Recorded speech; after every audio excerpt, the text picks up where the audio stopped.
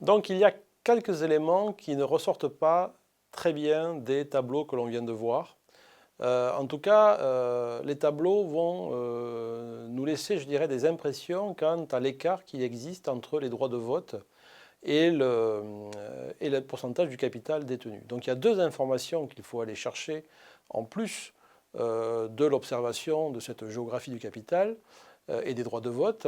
Est-ce qu'il existe des ententes entre les actionnaires et est-ce qu'il existe différentes catégories d'actions? Et globalement, il y a deux grandes catégories d'actions qui peuvent exister. Des actions ordinaires, on va y revenir, avec un seul droit de vote, et ce qu'on appelle des actions de préférence, où là, les droits de vote peuvent être différents. On peut doubler les droits de vote dans le cadre d'une action de préférence. Mais il y a également d'autres modalités.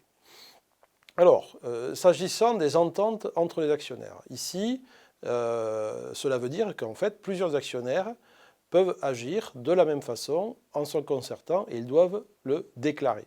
On appelle ça un pacte d'actionnaires. Alors, dans la partie plus juridique que l'on verra dans les modules 4 et 5, on reviendra très précisément sur l'écriture et sur les éléments clés qu'il y a dans les pactes d'actionnaires, mais je voudrais ici déjà mentionner le rôle et l'influence de ces pactes sur le contrôle donc de l'entreprise et sur le reste des actionnaires.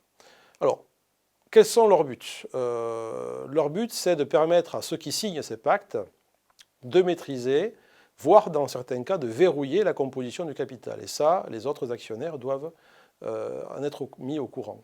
Ils peuvent par exemple prévoir de donner à un des signataires un droit de préemption sur les titres ou d'interdire la cession des titres à un autre membre. Ça veut dire que si un membre du pacte se retire, c'est forcément un autre membre de ce pacte qui va être sollicité pour les racheter.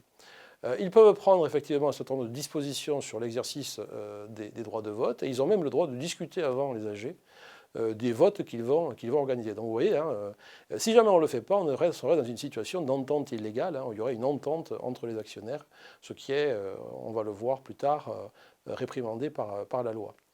Alors l'autre problème qu'il y a derrière ces écarts éventuels entre les droits de vote et le capital, c'est le fait qu'il puisse exister deux catégories d'actions et que l'on puisse émettre des actions un petit peu particulières. Alors, première catégorie d'actions, dont je le disais, les actions ordinaires. Alors, ces actions ordinaires, c'est assez classique, elles offrent un seul droit de vote à ceux qui les détiennent et un montant du capital, donc une part du capital en fonction de la valeur d'achat de l'action.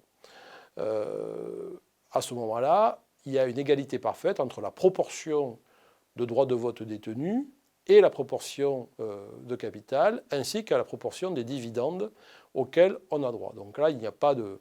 C'est le cas le plus fréquent, et c'est d'ailleurs ce type d'action qu'on attend le plus souvent de voir émis. Alors, par contre, dans certains cas, et aujourd'hui d'ailleurs, il y a un gros débat d'ailleurs autour du cas Renault, sur lequel je proposerai une activité un peu plus tard, c'est le fait que des actions de préférence peuvent être émises pour augmenter le capital des sociétés. Alors, pourquoi appelle-t-on ça des actions de préférence? Parce qu'on peut accorder des modalités particulières, notamment en matière de droit de vote. Et en particulier, on peut conférer un droit de vote double à ces actions, en échange évidemment du renoncement aux dividendes, par exemple. Donc vous voyez bien l'intérêt de ce type d'action, cela permet de garder le contrôle d'une société, parce que ce n'est pas le pourcentage du capital qui permet d'avoir, je dirais, une majorité à une AG, c'est les droits de vote. Donc cela permet de garder le contrôle de la société plus facilement, sans forcément trop augmenter, proportionnellement en tout cas, leur participation au capital. Et donc on peut se retrouver avec des écarts assez significatifs, du simple au double donc, entre le pourcentage du capital détenu et le pourcentage des droits de vote détenus. Donc quand vous voyez un gros écart, en analysant les tableaux comme on l'a vu tout à l'heure, mais quand vous voyez un gros écart entre les droits de vote et le capital, c'est que très certainement, il y a ce type d'action de préférence qui a été émis. Alors il y a d'autres modalités qui peuvent exister sur les actions de préférence, et donc ça il faut le déterminer au départ quand on fait une émission. Au contraire, là, on peut demander sur une action de préférence un dividende prioritaire, mais à ce moment-là, on renonce au droit de vote. Alors du coup, si vous renoncez au droit de vote, vous vous comportez un petit peu comme un investisseur qui attend sa rémunération en dividende, et du coup aussi, vous ne participez pas du tout à la gouvernance, donc vous ne pouvez pas voter au moment des assemblées générales. Donc voilà, ce sont des situations un peu particulières que les observateurs et les experts de la gouvernance n'aiment pas beaucoup parce que c'est évidemment tout à fait légal, mais ça fait un petit peu une manipulation du contrôle des sociétés. On a vu ça utilisé par certaines sociétés familiales qui ont voulu garder absolument le contrôle sans remettre trop d'argent au capital. Et beaucoup d'acteurs, d'experts de la gouvernance considèrent que c'est un petit peu un détournement. Et donc il y a un gros débat.